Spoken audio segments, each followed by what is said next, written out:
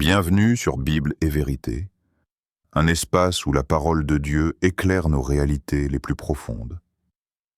Ici, nous prenons le temps d'aller au-delà des apparences, au-delà des émotions passagères, pour comprendre ce que la Bible révèle sur ce que nous vivons réellement, même dans les moments que personne ne voit.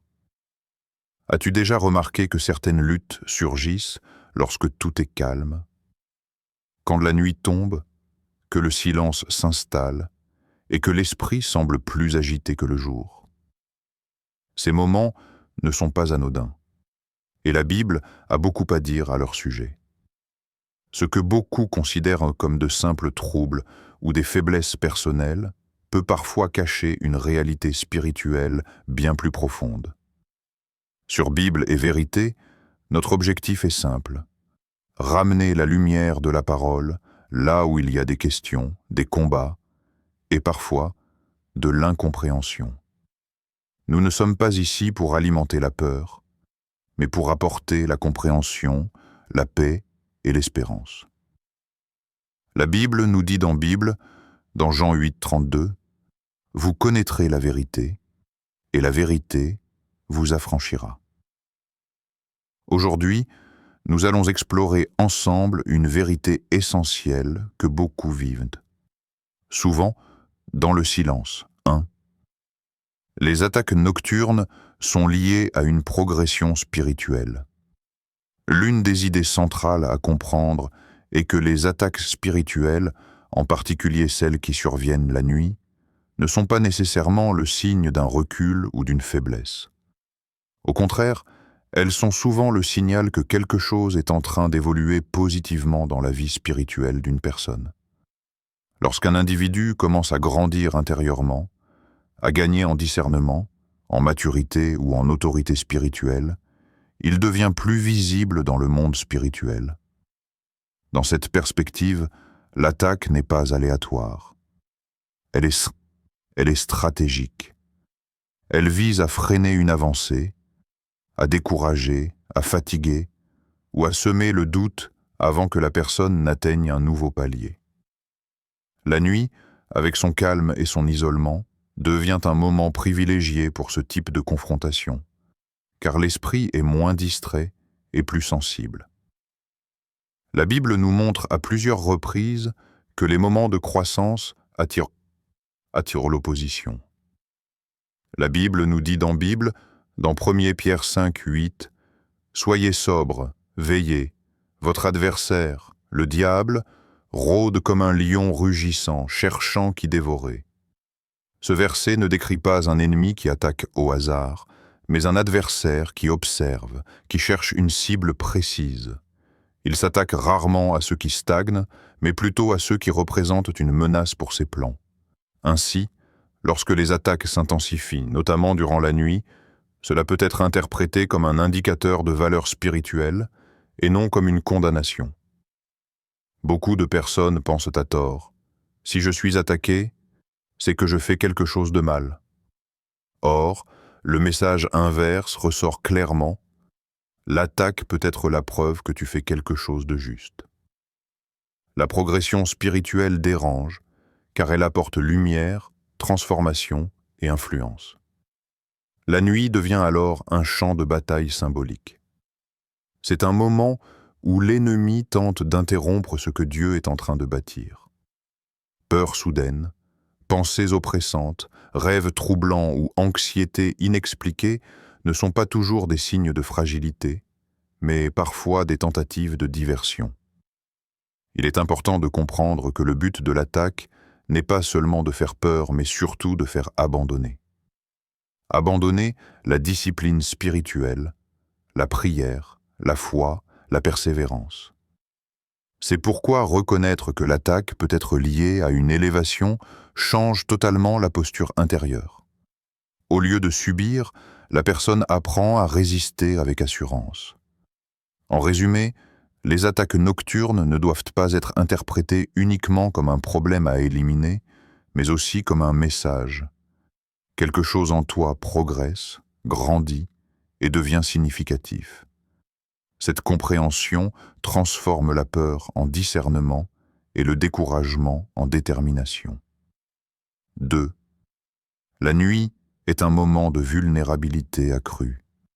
La nuit représente un moment particulier dans la vie humaine, non seulement sur le plan physique, mais aussi sur le plan émotionnel et spirituel.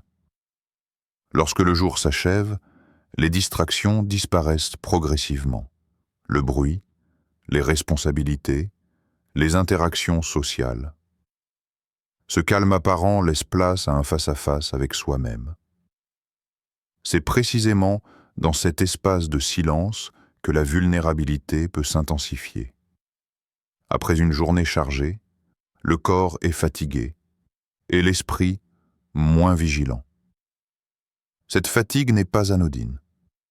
Elle affaiblit la capacité de discernement, de résistance et de clarté mentale. Les pensées qui semblaient maîtrisées durant la journée peuvent soudain devenir envahissantes. Les peurs remontent, les regrets ressurgissent, les inquiétudes prennent plus de place. La nuit agit comme un révélateur de ce qui était enfoui. La Bible nous dit dans Ecclésiaste dit « Si le fer est émoussé et qu'on n'en aiguise pas le tranchant, il faut redoubler de force. » Ce principe illustre une réalité spirituelle. Un esprit fatigué est moins affûté. La nuit, lorsque les forces diminuent, la résistance devient plus difficile si l'on ne prend pas conscience de cet état. C'est pourquoi les pensées négatives, l'anxiété et même certaines tentations apparaissent plus fortement à ce moment-là. La solitude nocturne joue également un rôle majeur. Quand tout est silencieux, l'absence de stimulation extérieure amplifie les émotions internes. Une simple inquiétude peut devenir une angoisse profonde. Une pensée passagère peut se transformer en oppression persistante. Ce n'est pas nécessairement parce que la situation est grave, mais parce que l'esprit est plus exposé. Il est important de comprendre que cette vulnérabilité n'est pas un défaut moral ou spirituel. Elle fait partie de la condition humaine. La nuit met en lumière les limites naturelles du corps et de l'âme. Reconnaître cette réalité permet d'éviter l'autocondamnation et d'adopter une posture plus sage, vigilance, préparation et repos spirituel.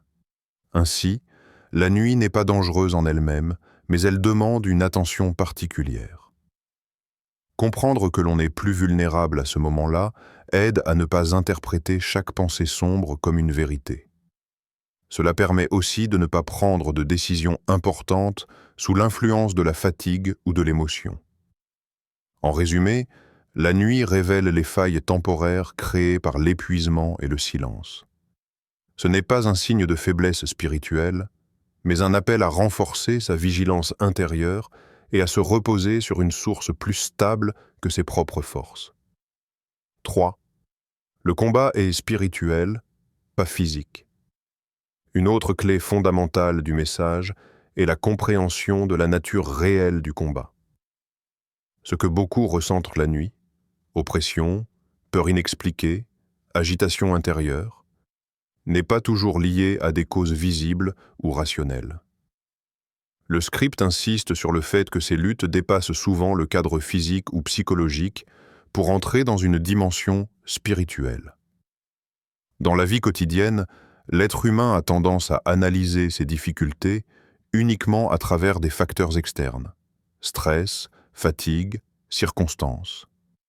Bien que ces éléments soient réels, ils ne suffisent pas toujours à expliquer l'intensité de certains combats intérieurs.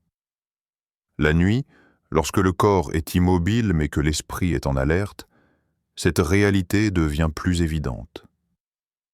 La Bible nous dit dans Éphésiens 6:12 « Car nous n'avons pas à lutter contre la chair et le sang, mais contre les dominations, contre les autorités, contre les puissances de ce monde de ténèbres, contre les esprits du mal dans les lieux célestes. » Ce verset redéfinit totalement la perspective du combat. Il affirme que la véritable lutte ne se situe pas au niveau humain, mais dans une sphère invisible. Cela signifie que certaines pressions ressenties la nuit ne peuvent pas être vaincues uniquement par la volonté, la logique ou le repos physique. Comprendre que le combat est spirituel change profondément la manière de réagir. Au lieu de se battre contre soi-même, de se juger ou de s'accuser, la personne apprend à identifier la source du conflit. Elle réalise que ce qu'elle vit n'est pas nécessairement le reflet de sa valeur, de sa foi ou de sa stabilité émotionnelle.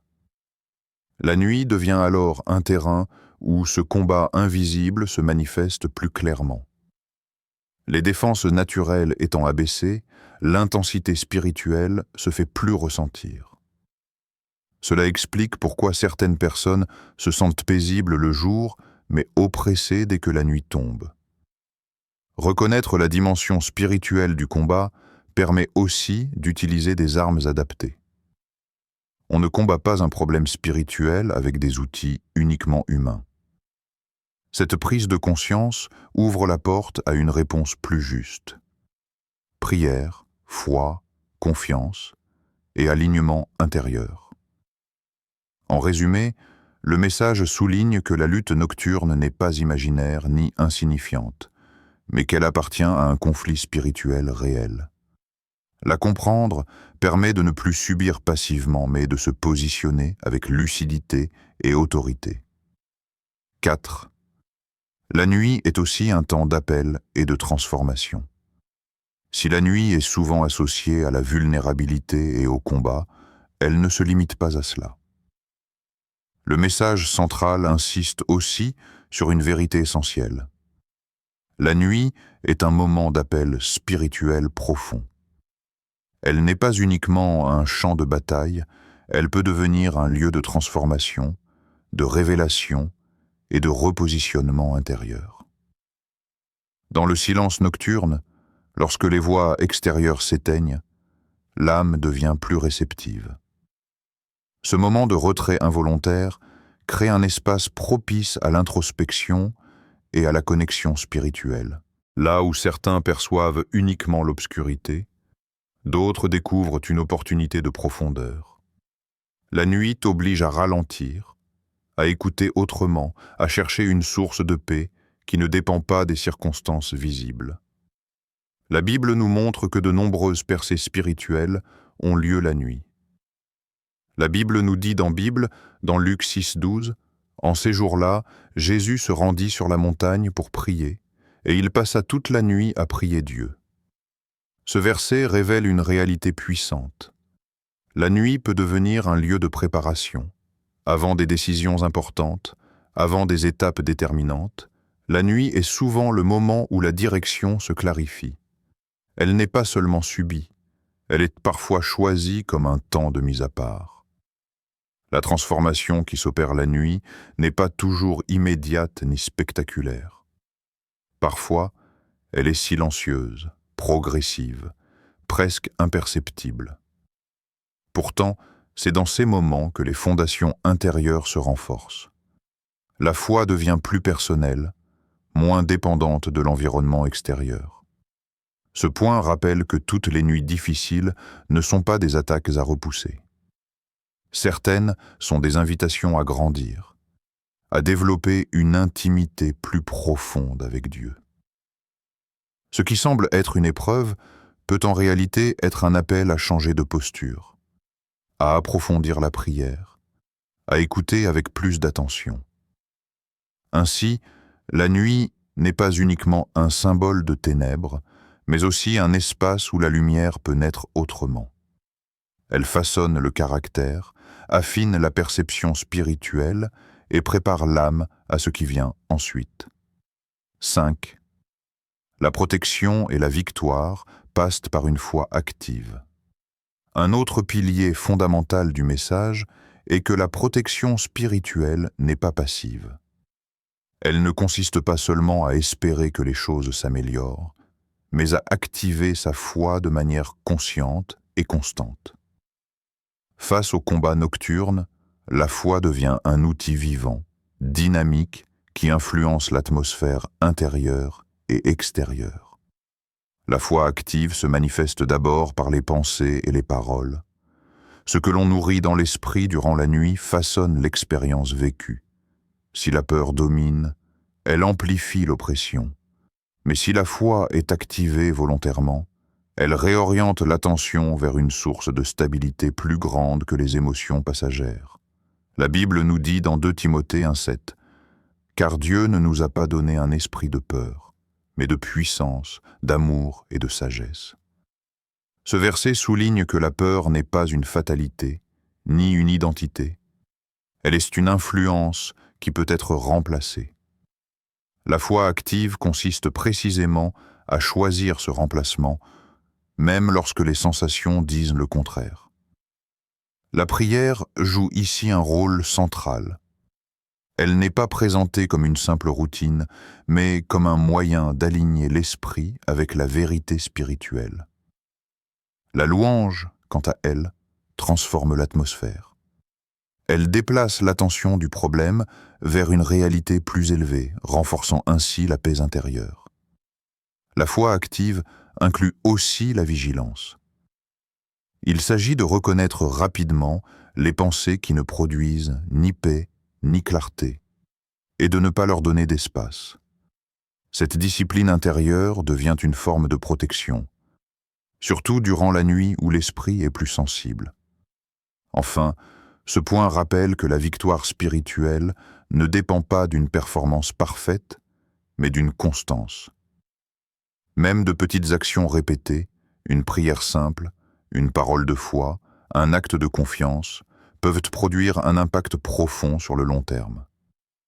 En résumé, la protection et la victoire ne viennent pas de l'absence de combat, mais de la capacité à rester actif spirituellement au cœur même de la nuit. 6. Être attaqué ne signifie pas être faible, mais ciblé. L'un des messages les plus importants à comprendre est que l'attaque spirituelle ne révèle pas une faiblesse, mais plutôt une valeur perçue. Trop souvent, les personnes qui traversent des combats nocturnes interprètent ce qu'elles vivent comme un signe d'échec personnel, de manque de foi ou d'instabilité intérieure. Or, le message renverse complètement cette perception. Dans une logique spirituelle, l'ennemi n'investit pas d'énergie inutilement. Il ne cible pas ce qui est inoffensif ou sans impact. Lorsqu'une personne est attaquée de manière répétée, en particulier dans les moments de repos ou de silence, cela indique qu'elle représente une menace potentielle, une influence à venir ou une destinée qu'il cherche à perturber. La Bible nous dit dans Luc 18:1, Jésus leur adressa une parabole pour montrer qu'il faut toujours prier et ne pas se relâcher. Ce verset montre que la persévérance n'est pas demandée en l'absence de combat, mais précisément au cœur de l'opposition. L'attaque vise souvent à provoquer le découragement, l'abandon ou la remise en question de son appel. Elle cherche à faire croire que continuer n'en vaut pas la peine. Un point clé est que l'ennemi peut troubler le sommeil, les pensées ou les émotions, mais il ne peut pas toucher au destin. Il peut tenter de distraire, de fatiguer, d'intimider, mais il ne possède pas l'autorité de détruire ce qui est protégé par Dieu. Cette distinction est fondamentale. Ce qui est attaqué n'est pas l'essence, mais l'endurance. Comprendre cela change radicalement la posture intérieure. Au lieu de se demander « qu'est-ce qui ne va pas chez moi ?», la personne commence à se demander « qu'est-ce qui en moi dérange au point d'être attaqué ?» Ce changement de perspective transforme la peur en lucidité et la honte en assurance. Ce point insiste aussi sur le fait que l'attaque cherche rarement à vaincre immédiatement. Elle est souvent progressive, fatigue accumulée, pensées répétitives, perte de motivation. Le but est de ralentir l'élan, pas forcément de l'arrêter d'un coup. C'est pourquoi la constance devient plus importante que l'intensité. Enfin, ce message apporte une forme de réconfort puissant. Si tu es attaqué, ce n'est pas parce que tu es abandonné, mais parce que tu es en mouvement. Tu es en train de franchir un seuil, même si tu ne le vois pas encore. L'opposition est parfois la preuve que tu t'approches de quelque chose de significatif. En résumé, l'attaque ne définit pas ta faiblesse, elle révèle ton potentiel. Et tant que tu persévères, elle perd progressivement son pouvoir. Tout au long de ce message, une vérité essentielle se dégage. Les combats que l'on traverse, en particulier dans les moments de silence et de nuit, ne sont pas dépourvus de sens. Ils ne définissent ni ta valeur, ni ta foi, ni ton avenir. Bien souvent, ils sont le signe que quelque chose est en train de s'opérer en profondeur, même lorsque tu ne le ressens pas encore. La nuit peut révéler des peurs, mais elle peut aussi révéler une force que tu ne savais pas posséder. Elle peut être un lieu de combat, mais aussi un lieu de transformation, de recentrage et de renforcement intérieur. Ce que tu vis aujourd'hui ne t'est pas envoyé pour te détruire, mais pour t'apprendre à tenir ferme, à persévérer et à avancer avec plus de clarté. La Bible nous dit dans Psaume 66, 10, « Car tu nous as éprouvés, ô Dieu, tu nous as affinés comme l'argent. » Si ce message t'a parlé, si tu t'es reconnu dans l'un de ces points, prends un moment pour l'écrire en commentaire. Dis simplement ce que tu traverses ou écris « Je tiens bon ». Ton témoignage peut encourager quelqu'un d'autre qui vit la même chose en silence. Merci d'avoir pris ce temps. Tu n'es pas seul et ce que tu vis a un sens.